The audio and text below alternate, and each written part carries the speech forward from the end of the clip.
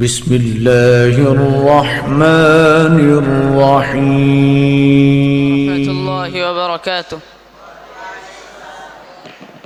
أعوذ بالله من الشيطان الرجيم.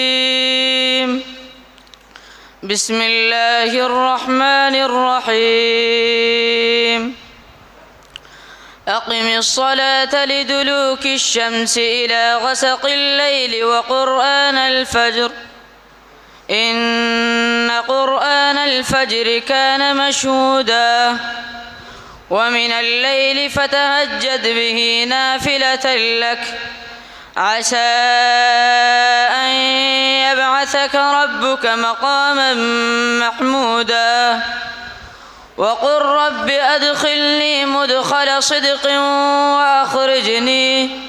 وأخرجني مخرج صدق واجعل لي من لدنك سلطانا نصيرا وقل جاء